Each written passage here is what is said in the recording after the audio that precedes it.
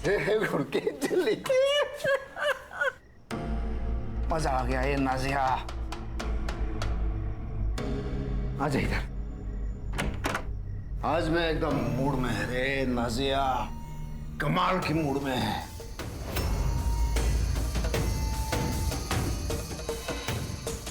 पता है लोगों ने मेरे नाम के नारे लगाए हैं, जय जयकार जय भाऊ जय जयकार। एकदम एकदम ऐसी भगवान वाली फीलिंग आ गई मेरे को। अच्छा है। अगले जुम्मा ना हम लोग दरगाह जाएंगे और सिद्धिविनायक भी जाएंगे। नहीं वो ऊपर वाले को बाद में याद करना, पहले इस नीचे वाले भगवान की सेवा कर। वो मेरा महीना चल रहा है।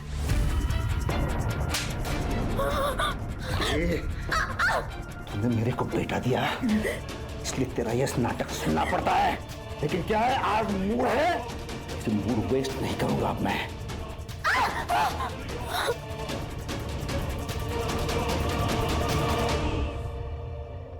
चलिए। कैसे चलेगा ये? 9th में ये हाल है तो 10वीं में तो ये लड़की नाक ही कटाएगी मेरा। कहा था ना मैंने इस आफत को मत लेकर आओ, लेकिन नहीं। अरे अनाथ आश्रम से किसी बच्चे को गोद लेते ना तो भी चलता, लेकिन नहीं, तुमको चाहिए थी तुम्हारे भाई की लड़की। क्या करें, फंस गया पर। मैं क्या मानते इसको। तू जाना और मेरे लिए थोड़ा सा नमक मिर्च लेके आ।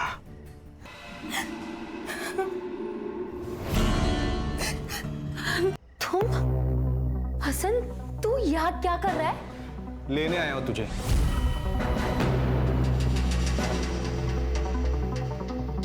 तू मेरी थी नाजिया, मुझे लगा तू मेरा इंतजार करेगी और तूने उस अधेड़ उम्र के बेवड़े से शादी कर ली। तो क्या करती मैं? हाँ, तू तो जेल चला गया और तेरे अबॉर्शन के बाद कौन मुझसे शादी करता? और वो तेरा नेता मेरे पीछे पड़ गया था, भागकर मुझे मजबूरन मुंबई आना पड़ा। तू इसे 10 साल के बाद वापस नहीं आ सकता। मैं अभी 6 महीना पहले जेल से निकला हूँ और 6 महीने से तुझे ढूंढ रहा हूँ। देख अब जाके मिली है तू।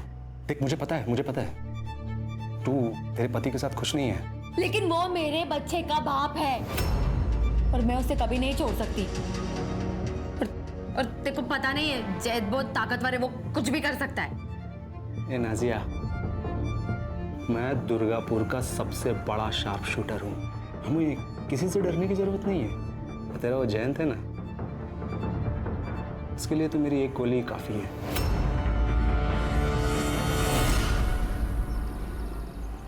मैंने बोला था ना वही नहीं, कंपनी के पुंगी बजाऊंगा। वो कंपनी के मालिक से लड़ के 10 लाख रुपए का चेक लेके आया मैं। भाऊ तुमसे खूब आभारी है भाऊ। हीरा, हो भाऊ, ये चेक गणेश भाऊ के अकाउंट में डालने का। हाँ, जब मैं कॉल करूंगा तभी। कॉल करूंगा म्हणजे? ये जो कर रहा हूं मैं, हम दोनों के फायदे के लिए कर रहा हूं मैं। देखो, आपको क्या चाहिए? पैसा चाहिए, मर्द चाहिए, और मेरे को क्या चाहिए? मेरे को आप चाहिए। छोड़ो, नहीं, मैं ये सब नहीं कर सकती। नहीं? ठीक है फिर 10 लाख रुपया भूल जाए अभी। ये भी याद रखना, कंपनी वाले गणेश पे केस डालेंगे मशीन खराब होने के लिए। वो सब तुमको देखना है, अब सोच ले उसके बारे में।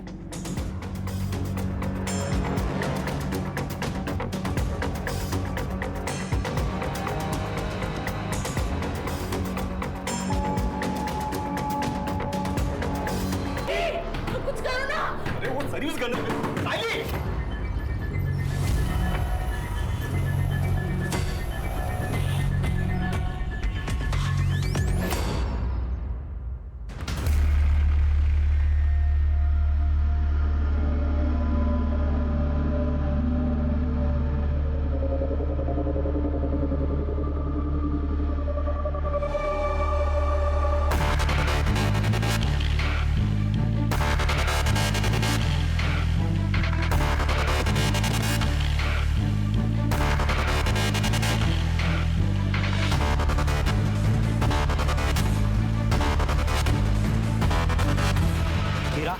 अच्छा किया तुमने यहाँ आकर। इस जयंत को हमने यूनियन लीडर इसलिए बनाया ताकि वो हमारे कंट्रोल में रहे, लेकिन अब वो हमारे सर पर नाचने लगा है। इसलिए अभी ऑफर मैं तुम्हें दे रहा हूँ, जो 10 साल पहले मैंने जयंत को दिया था। लेकिन हाँ, एक बात याद रखना, इसे यूनियन लीडर से हटाना आसान नहीं है। खन्ना साहब, जैन जिंदा रहेगा तभी तो लीडरगिरी करेगा ना।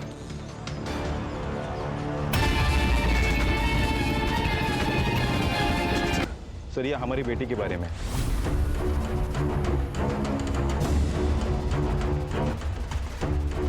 सर, मैंने गन चोरी की रिपोर्ट की थी अपने स्टेशन में। साथ ही साथ मैं साइली को भी खोज रहा था। ये लास्ट मैंने उसे वासी में ट्रेस किया। साइली का कोई दोस्त या आपका कोई रिश्तेदार या वाशी में रहता है? नहीं सर।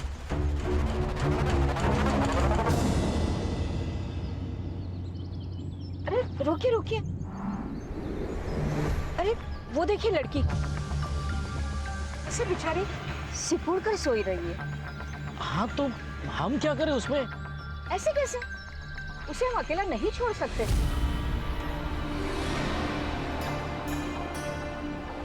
तुम भी ना।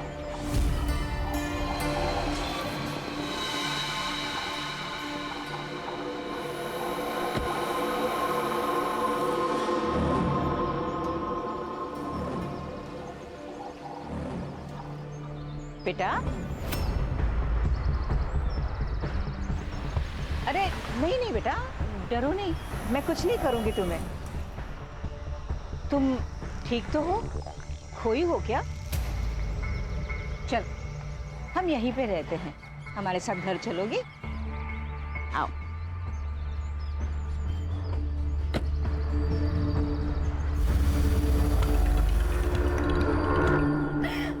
सर, जैन पवार। ये इनको यहाँ लेके कौन आया? सर, पास के मार्केट के कुछ लोग। गोली लगी ये बात सुनकर सब के सब भाग गए सर। ये परिवार है इनका? जी, इनको यूनियन के वर्कर्स ने इन्फॉर्म किया था सर। पास की मार्केट के कुछ लोग जयंत पवार को जख्मी हालत में लाए थे, तो वहाँ जाके जरा पूछताछ करो और जिस स्पॉट पे हादसा हुआ है वहाँ से जयंत का फोन रिकवर करवाओ और साइली की फोटो भी सब जगह दिखाओ। ये लो, आज तुझे पीरियड आया है ना, दवाई खा लो, खा लो। अरे ऐसा तो होता ही है, मैं तुम्हें अपने हाथों से नहलाऊंगी, फिर भोग। मेरा मतलब है कि फिर हम खाना खाएंगे। नहीं, मैं खुद नहा लूंगी। ऐसे कैसे? तू हमारे यहाँ पे पहली बार आई है ना, तो अब से तेरे सारे काम हम ही करेंगे। सही कहा ना? हाँ बिल्कुल। चलो उठो, आओ उठो। रुक रुक, चल, आंखें कहाँ जा रही है? हाँ, आज के बाद इस घर से तू कहीं नहीं जाएगी, समझी? चलिए इसे लेकर चलो। चल चल चल चल चल।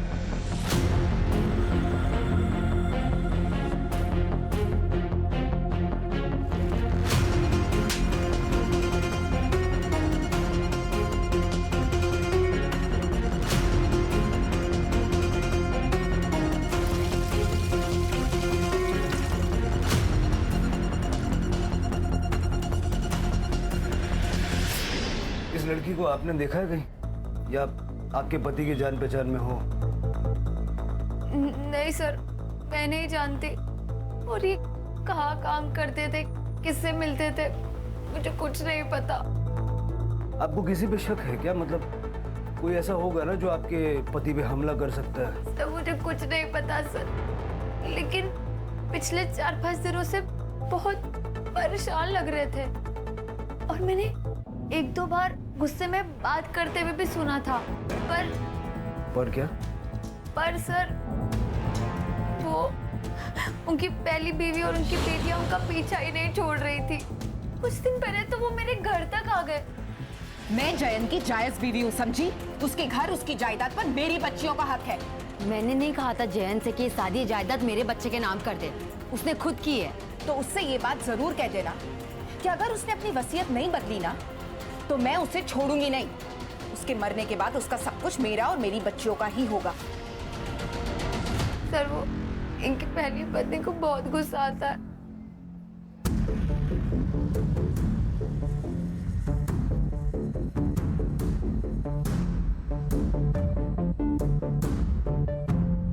लगता है आपके पति को भी बहुत गुस्सा आता था।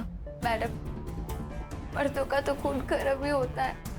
उनकी पहली पत्नी की डिटेल्स हमें चाहिए। आप अपना फ़ोन नंबर इनको दे दीजिए।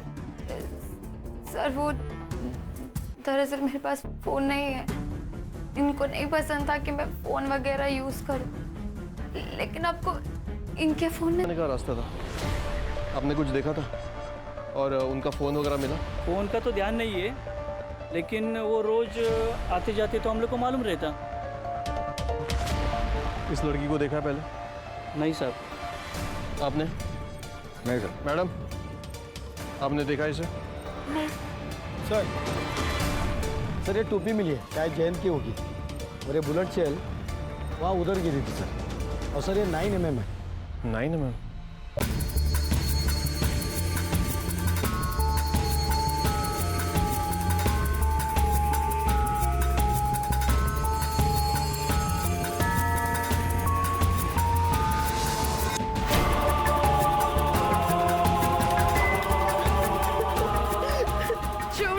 ये लीजिए, इसे मंगलसूत्र पहना दीजिए।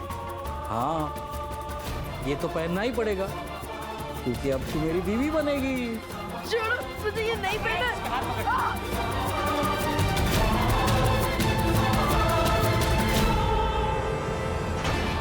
मांग में सिंदूर भर दिया। अब बन गई तू मेरी बीवी। अब होगी तुम्हारी सुहागरात।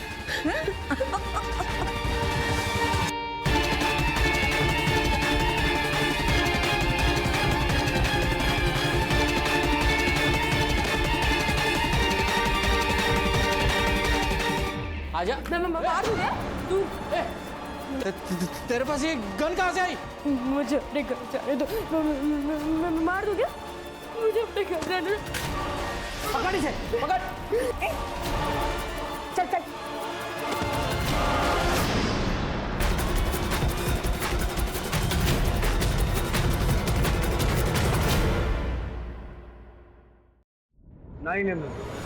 सर्विस गर्ल, इतने इरेस्पॉन्सिबल कैसे हो सकते हो संजय? ये देखिए, ये थानेवासी मजदूर यूनियन का लीडर है। साइली जानती थी क्या इसे? नहीं। संजय, पक्का साइली ने कॉल नहीं किया ना? नहीं हो सर, उसने अगर फोन किया रहता तो मैं आपको बताता सर। शायद इस कांड के बाद वो डर गई होगी। सर, मेरी साइली बहुत ही अच्छी लड़की थी, वो किसी को नहीं मार सकती। जब वो आपके पास थी तब इतना प्यार किया होता तो शायद भागती नहीं वो। ठीक है संजय, अब तुम दोनों जाओ, लेकिन याद रखना साइली कांटेक्ट करेगी। Be vigilant. जी सर। करडे सर, दोनों के फोन सर्विलेंस पर डालो। सर, मैंने जयंत की पहली बीवी के बारे में पता किया। 10 साल पहले उसने उसे नाजिया के लिए छोड़ दिया था, लेकिन दूसरी शादी के बाद भी वो अक्सर शीला के घर जाता था और उसे और उसकी बेटियों को मारता था। दरअसल वो अपनी बेटियों को पसंद ही नहीं करता था, इसलिए वो चाहता था कि सारी प्रॉपर्टी अपने बेटे के ही नाम कर दे। मतलब पहली बीवी शीला के मन में भी इतना गुस्सा तो भरा हुआ था कि वो जयंत को जान से मार डाले। सर, हो सकता है शीला ने खुद ना मारा हो, किसी को कॉन्ट्रैक्ट देके मरवाया हो। करडे सर, जरा चेक करो जयंत की किसी ने सुपारी उपारी ली है क्या? सर, सीसीटीवी में क्या मिला पंकज? सर, बहुत ही छोटा मार्केट है। मेन एंट्रेंस पे एक सीसीटीवी कैमरा है, लेकिन जिस गली में शूट आउट हुआ वहाँ पर कोई भी कैमरा नहीं है। फिर भी उस एरिया का अच्छे से फॉरेंसिक करवाओ और नाजिया के घर के बाहर अपना एक कांस्टेबल सिविल ड्रेस में लगवाओ। हो सकता है कि शीला नाजिया पे या उसके बच्चे पे अटैक करने की कोशिश करे। जयंत का फोन सापड़ लगा? नहीं मिला सर, सब जगह पे देखा, कल से नंबर भी बंद आ रहा है सर। सीडीआर मंगवाया है सर। कोई जयंत को गोली मार देता है, उसका फोन लेके भाग जाता है, उस फोन में कुछ ना कुछ तो होगा। हो सकता है सर उस बच्ची ने चुराया होगा बेचने के लिए।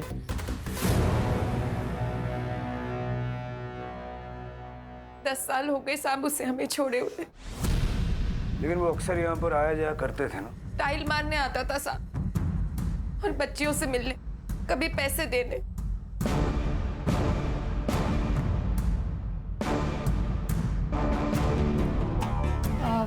वॉशरूम अंदर लेफ्ट में। Okay sorry excuse me.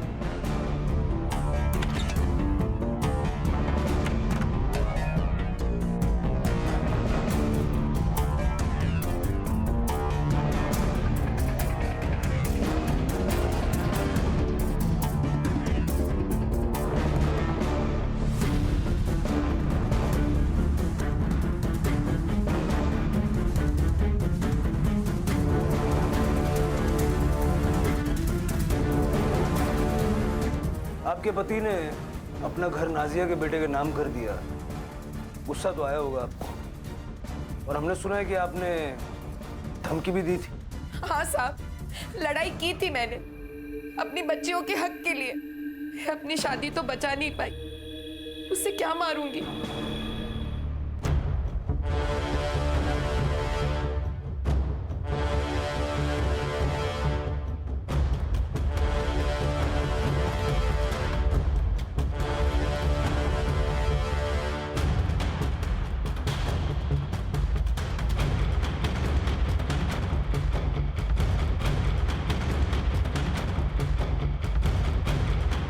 ठीक है, जब तक ये केस सॉल्व नहीं हो जाता, आप में से कोई भी शहर छोड़ के जाइएगा मत। जी सर, मुझे लगता है जयंत अपनी बड़ी बेटी रिद्धि के साथ कुछ गलत कर रहा है सर।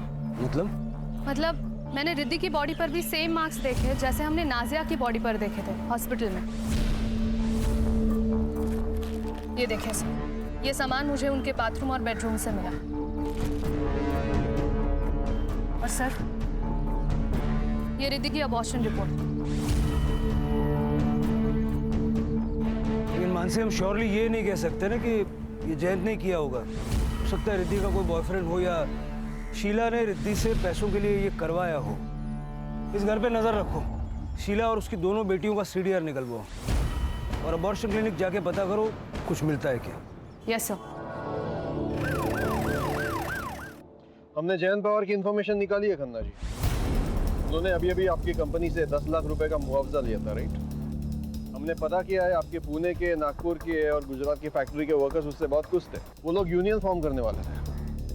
उन्होंने जयंत को इनवाइट भी किया था हेल्प के लिए। देखिए सर, ये सब प्रॉब्लम्स हर फैक्ट्री में होती रहती है, तो इसका मतलब ये तो नहीं कि हम ऐसे आए दिन किसी का भी मर्डर करवा दें। हाँ सर, मैं जयंत भाव का राइट हैंड था। जयंत भाव के कहने पे ही खन्ना साहब ने 10 लाख रुपए दिए थे गणेश भाव के लिए। जयंत भाव हमारे लिए भगवान थे, हम में से कोई भी उनको मांग नहीं सकता साहब। ठीक है, थैंक यू।